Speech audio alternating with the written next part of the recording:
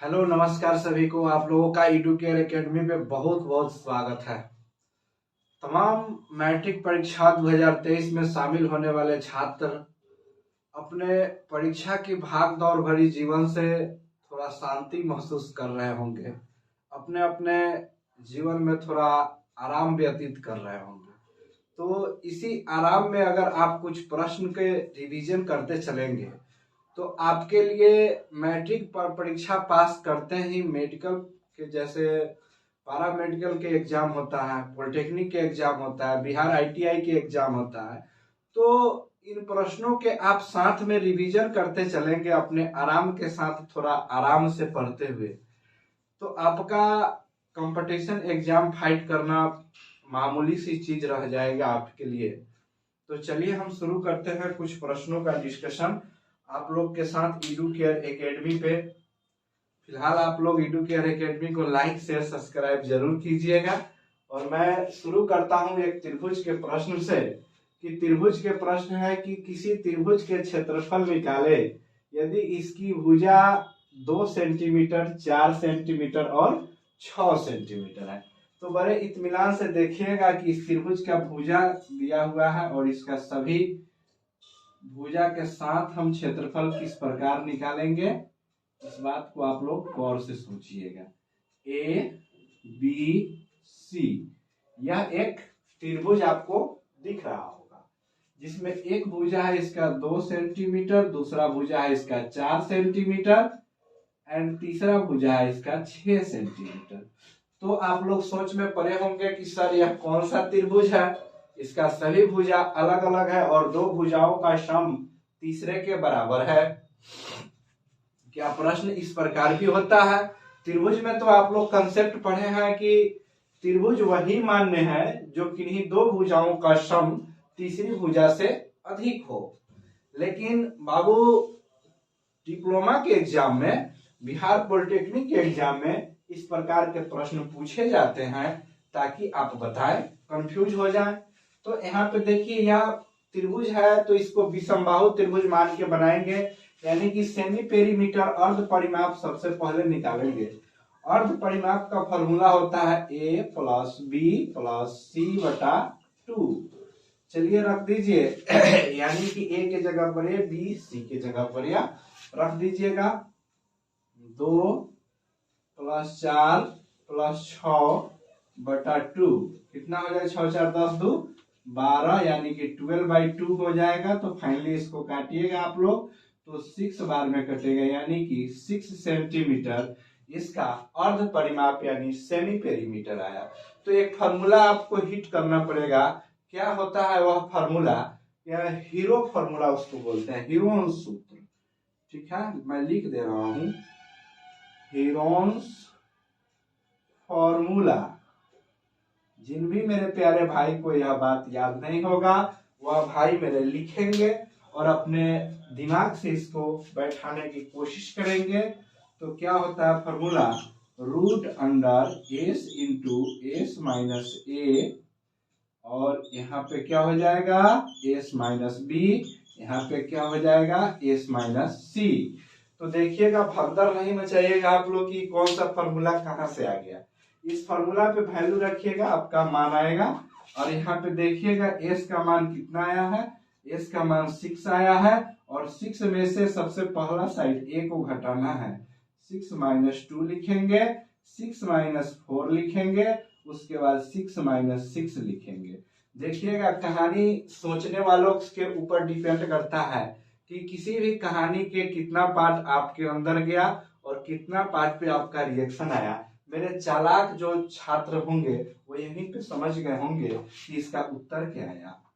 अब यहाँ पे रूट के अंदर में ये 6 है, 6 लिख दीजिए।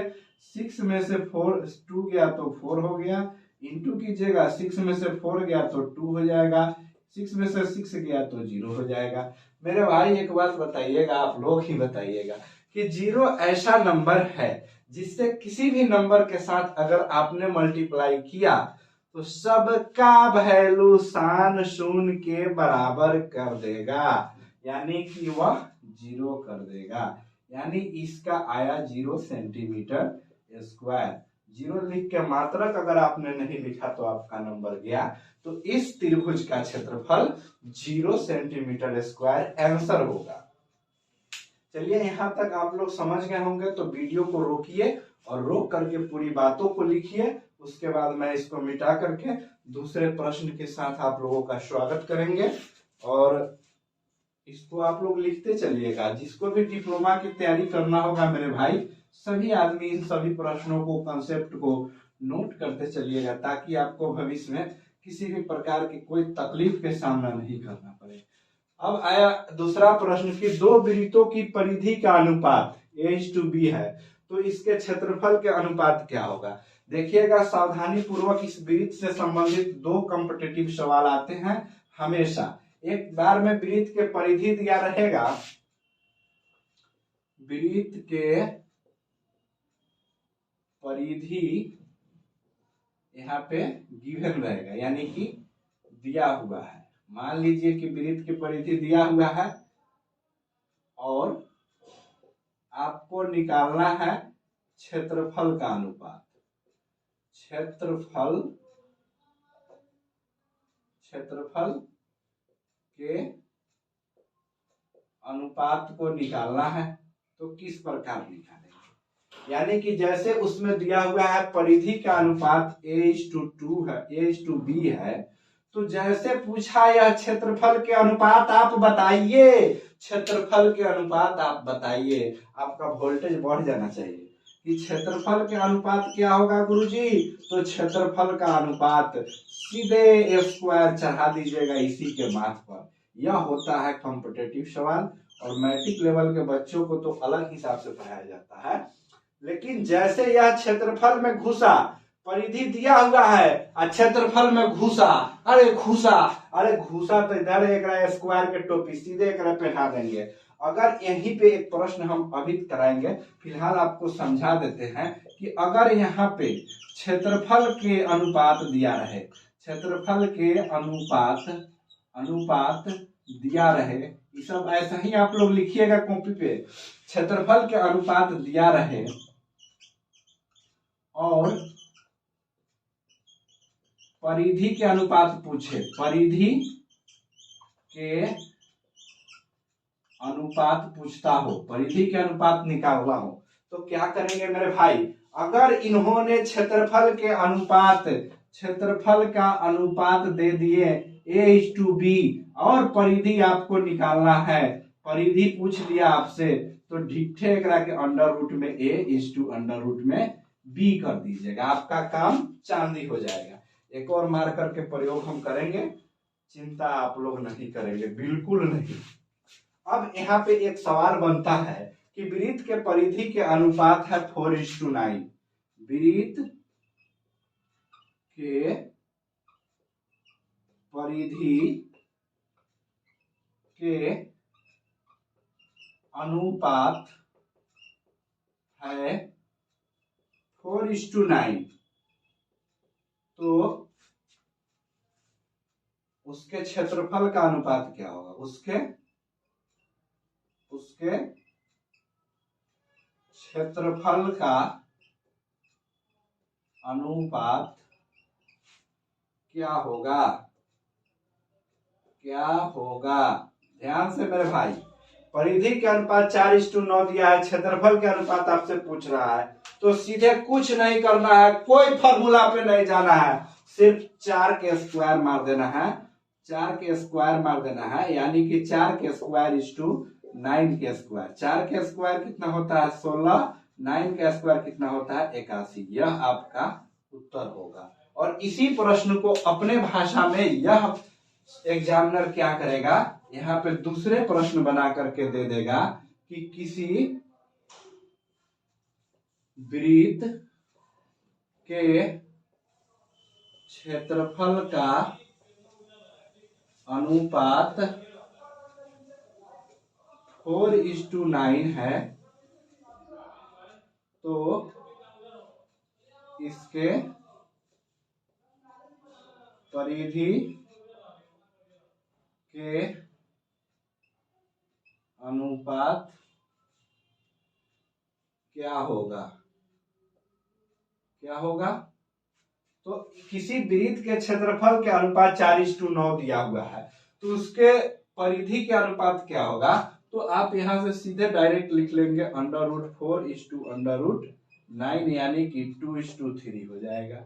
यह आपका उत्तर होगा। तो इस कंसेप्ट को आप लिख लीजिए और यह एक एक एग्जाम्पल लिख लीजिए। इस प्रकार के प्रश्न हमेशा पॉलिटेक्निक के एग्जाम में आते रहता है।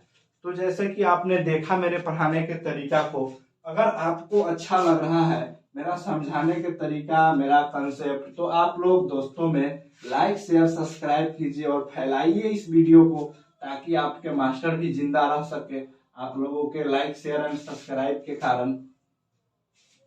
अब यहाँ पे होता है कि तीसरा प्रश्न मेरा बहुत जटिल प्रश्न है और समझने के लिए बहुत छोटा प्रश्न है। जटिल इसलिए है कि बच्चा देख के अगर डरा तो डरा वही जो मरा। मतलब कि आपने लड़ा ही नहीं, डर गया, तो आप बुझिए कि आपका कहानी खत्म, एकदम समाप्त, कुछ नहीं बचा हुआ है। जैसे यहाँ पे दिया हुआ है कि a के power x equal to b है, दूसरा में दिया हुआ है कि b के power y equal to c है, एंड तीसरा में दिया हुआ है कि c के power z equal to a तथा a इक्वल टू नॉट 0, तो x y z equal to क्या होगा। ठीक है, यही बात ना हमसे पूछा है। अब हम यहाँ से काउंटिंग करना शुरू कर देंगे। देखिएगा मेरे दोस्त किस प्रकार नचाते हैं इस बवासीर के दवाई को। a इक्वल टू हो जाएगा यहाँ पे c के पावर में z, मैंने लिख दिया यहाँ पे। अब इसको देखिएगा कि यह कैसे इसको सोल्व करेगा। यहाँ पे देखो ध्यान से कि c इक्वल टू लिखा हुआ है b के पावर y, तो ये मेरे भाई a इक्वल टू लिखते जाओ, c के जगह पे अब लिख दो b के पावर में y है, एकरा के कोष्ठ से घेर दो, एकदम प्यार से प्रेम के भाषा पढ़ाओ ना इसको, देखो ना कैसे आता है लाइन पर। यहाँ पर देखो, और बाद में ई जेड के यहाँ टोप्पा में रहने देंगे। अब ई जेड के टोप्पे पर रहने देंगे। अब देखेंगे कि b के पावर y इक्वल टू सी हो गया। अब यहाँ b इक्वल टू क्या दिया हुआ है, a के पावर x।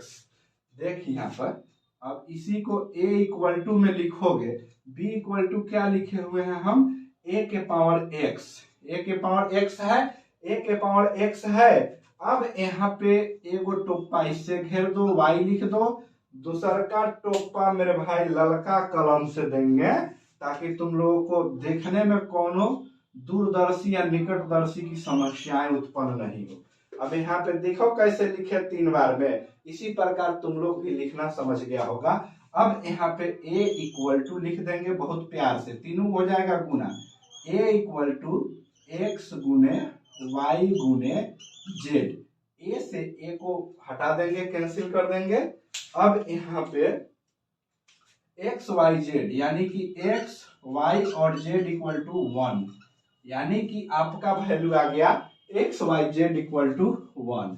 तो यहाँ पे आप लोग समझ गए यह प्रश्न किस प्रकार बनाया जाएगा। और ध्यान रखिएगा, मास्टर की मेहनत अगर सच्चे दिल से हो रहा होगा आप लोगों के लिए, तो लाइक शेयर एंड सब्सक्राइब करना नहीं भूलिएगा। चलिए आगे देखते हैं दूसरे प्रश्न को, और दूसरे प्रश्न को किस प्रकार नचाएंगे वो भी देखिएगा आप लोग, बहुत आराम से देखिएगा। शालीनता और डिसिप्लिन कभी नहीं भूलना है। 8 सेंटीमीटर और 6 सेंटीमीटर विकर्ण वाले समचतुर्भुज के परिमाप क्या होगा। तो समचतुर्भुज के परिमाप के फॉर्मूला होता है, समचतुर्भुज के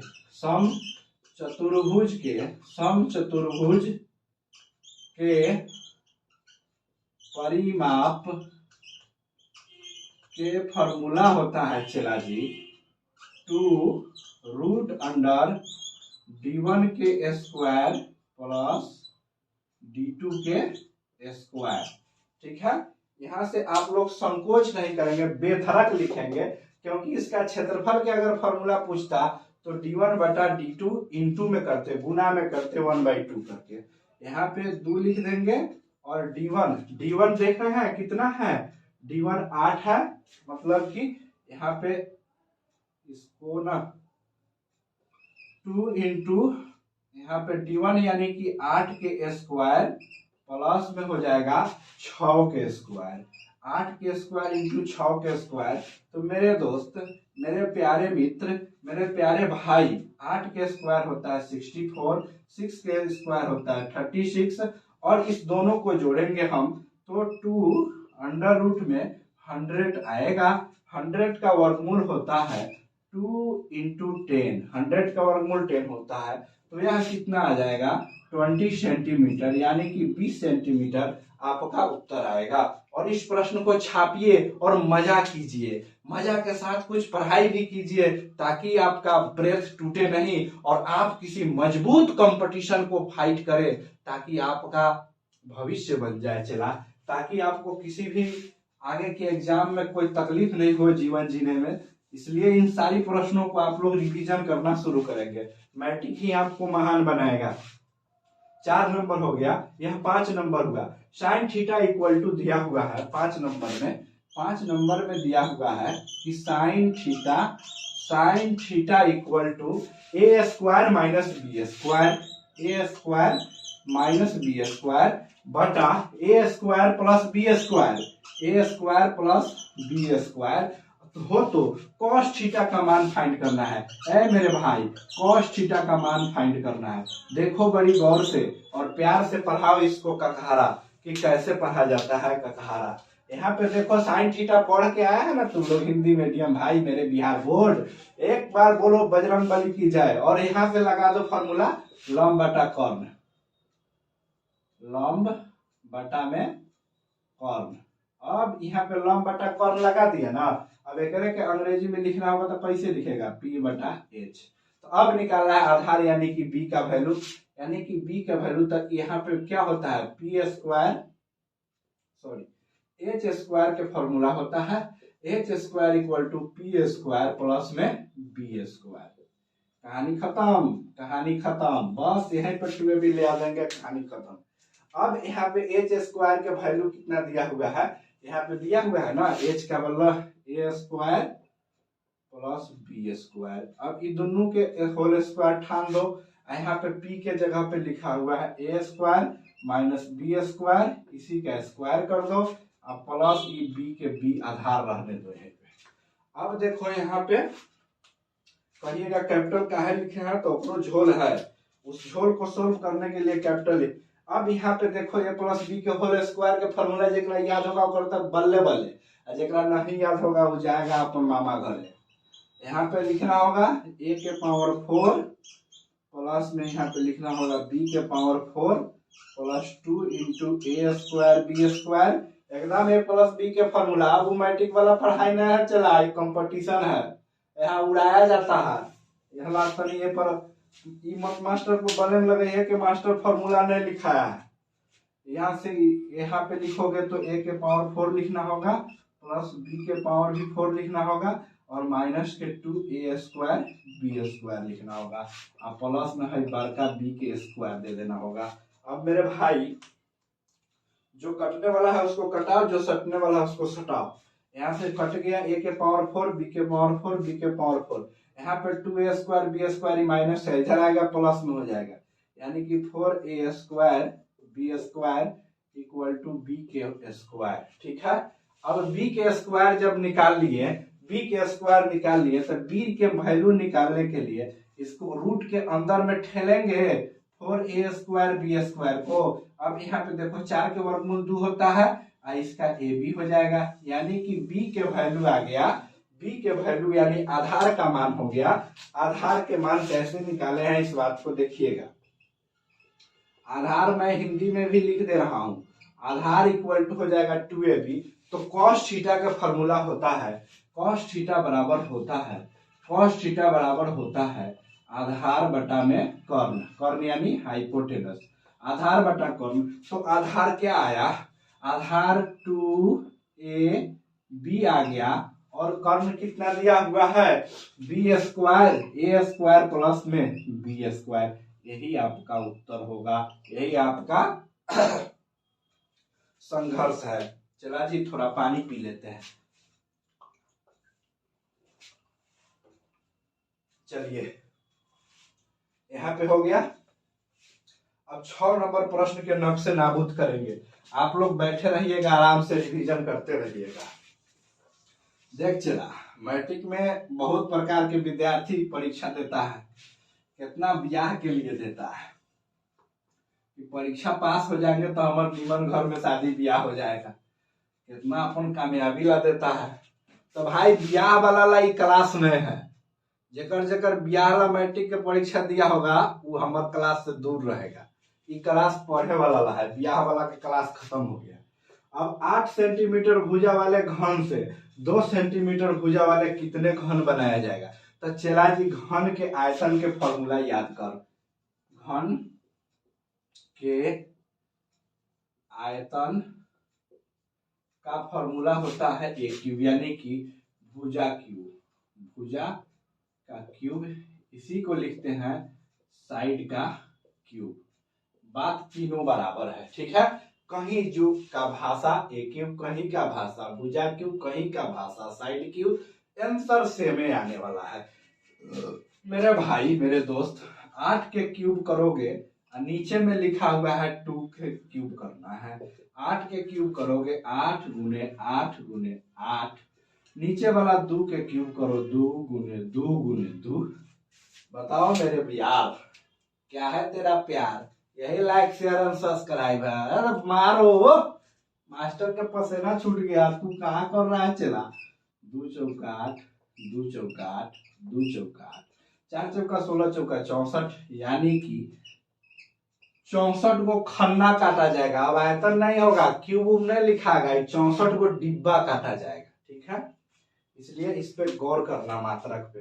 किसी समांतर श्रेणी के 5वां पद 11 है। मेरे भाई समांतर श्रेणी तो आप Tn इक्वल टू बहुत फार्मूला जपे होंगे, Sn इक्वल टू बहुत फार्मूला जपे होंगे, लेकिन आपके एग्जाम में समांतर श्रेणी से किस प्रकार का प्रश्न पूछता है, डायरेक्ट मैं उसका दर्शन करवाऊंगा आपको कि किसी समांतर श्रेणी के 5वां पद 11 है। जैसे देखा न रे चला 5वां पद, अरे 5वां पद, तो वैसा ही दिमाग में बेल बटन बजाना। a plus 4d equal to 11 समीकरण 1। बात समझा? बात को समझना पड़ेगा। जैसे देखो 5वां पद 11 है, अरे Tn का फॉर्मूला नहीं लगाना है, लगाया तो गया बोरा में, सीधा a plus 4d equal to 11 लिख दिए। दूसरा खोजेंगे कितने है, कहा कि समीकरण 2 को रहेगा तभी वैल्यू लिख लेगा। 9वां पद 7 है, तो ये भाई a plus 8d equal to 7 समीकरण 2। अब इस समीकरण को हल करके मेरे दोस्त सभी प्रश्नों को बनाया जा सकता है। इसको 1 में से 2 को घटा दो, ई कट गया, इधर आ गया कितना -4d, माइनस में 4d हो गया। अब यहाँ पे 11 में से 7 गया तो 4 हो गया। अब यहाँ पे देखो d इक्वल टू कितना आने जा रहा है, -1 आने जा रहा है, ठीक है। अब a का वैल्यू निकाल लेंगे किसी एक में डाल करके। समीकरण एक में हम डाल देते हैं a प्लस 4 इंटू डी के जगह पे आ गया -1 इक्वल टू 11 है। अब बताओ a प्लस ई हो गया माइनस डी, तो a इक्वल टू 11, माइनस इधर जाएगा तो प्लस हो जाएगा। 11 4 15 होता है, यह आ गया आपका 15। अब इस 15 के आने के बाद a और d का वैल्यू निकल गया एकदम। सॉलिड कॉम्पिटिटिव एग्जाम में समांतर श्रेणी के इसी प्रकार के प्रश्न पूछे जाते हैं। और यहाँ से पूछ रहा है 16वां पद, तो जैसे पूछा 16वां पद तो ले a प्लस 15d के वैल्यू बताओ कितना होगा। तो a के जगह पर क्या डालेंगे, 15 डालेंगे, प्लस यहाँ पे क्या लिखा हुआ है, d के वैल्यू में कितना आया, d के वैल्यू में आया है 15। 15 यहाँ पे गुना के तरह से करना है -1 से। अब ये हो जाएगा 15 और यहाँ -1 -15 बराबर 0। तो यह 0 जब आ गया तो इसका वैल्यू 0 हो गया, 0 दे देंगे आंसर में, कहानी खत्म। अब इसको हम मिटाएंगे चला जी। और मिटाने के बाद में